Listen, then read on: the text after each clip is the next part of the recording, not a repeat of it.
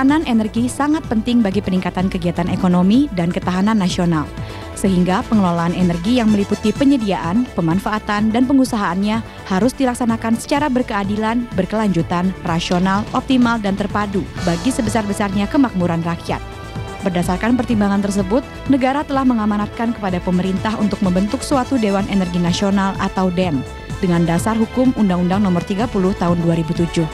Tugas dan fungsinya ada 4. Di dalam undang-undang disebutkan tugas dan fungsinya menyiapkan dan menetapkan kebijakan energi nasional dan dibahas bersama dengan DPR dan ditetapkan oleh Presiden menurut peraturan perundang-undangan. Yang kedua adalah menetapkan rencana umum energi nasional. Yang ketiga adalah menetapkan langkah-langkah strategis untuk penanggulangan krisis dan darurat energi. Yang keempat adalah masalah lintas sektor. Ada 15 anggota.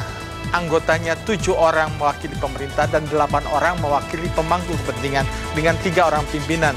Pimpinannya ketuanya presiden, wakil presiden, ketua harian, ketua yang merangkap anggota juga. Dia adalah menteri yang membidangi masalah energi.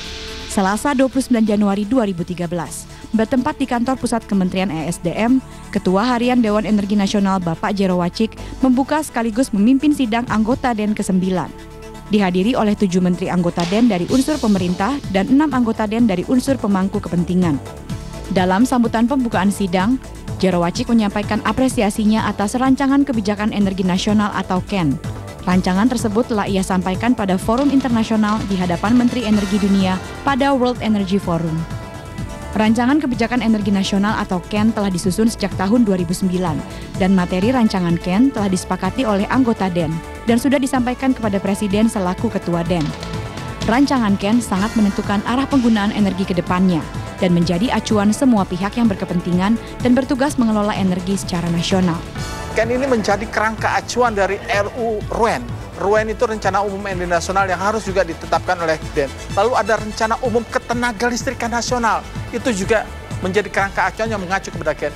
Juga ada RPJPM yang disiapkan oleh Bappenas juga mengacu kepada KEN. Jadi banyak sekali urutan-urutan berikutnya setelah KEN ini selesai. Agenda sidang anggota DEN ke-9 membahas mengenai perkembangan penyelesaian rancangan KEN dan isu-isu strategis terkait tugas dan pengawasan DEN dalam hal penanggulangan kondisi krisis dan darurat energi nasional dan cadangan penyangga energi. Sidang yang berlangsung tertutup itu menghasilkan beberapa keputusan dan kesepakatan menyangkut kebijakan energi dan pengawasan kebijakan pemanfaatan energi. Jadi karena di samping menunggu kebijakan energi nasional, kita sudah punya Perpres yang menjadi acuan bekerja sekarang. Tadi ada pembahasan tentang langkah-langkah kalau ada krisis energi dan darurat energi. Jadi kalau terjadi krisis energi atau darurat energi, maka kita sudah membahas, sudah ada langkah-langkah bagaimana penanggulangan darurat energi, krisis energi. Jadi yang paling banyak naik nanti dalam sampai 2025 adalah energi baru dan terbarukan. Itu paling banyak naik presentasinya dan juga naik volumenya. Terdiri dari apa? Jadi itu geothermal. Kita punya geothermal itu 30.000 megawatt. Ini akan kita genjot ini. Bupati, wali kota, gubernur di daerah-daerahnya kalau ada orang minta izin untuk geothermal, dipermudah-mudahlah. Kemudian biomasa itu juga akan kita dorong karena itu menggunakan cangkang kelapa sawit, menggunakan ampas tebu, sampah. Ini akan besar-besaran kita dorong. Kita permudah urusannya. Para wali kota saya minta rubah mindset kalau ada orang mau membuat pembangkit listrik dengan sampah itu dipermudah, dibantu karena nanti itulah yang akan membersihkan sampah, saudara. Kebijakan tentang cadangan penyangga energi diarahkan terhadap pengurangan penggunaan minyak dan peningkatan peran gas, batu bara, dan sumber energi baru terbarukan.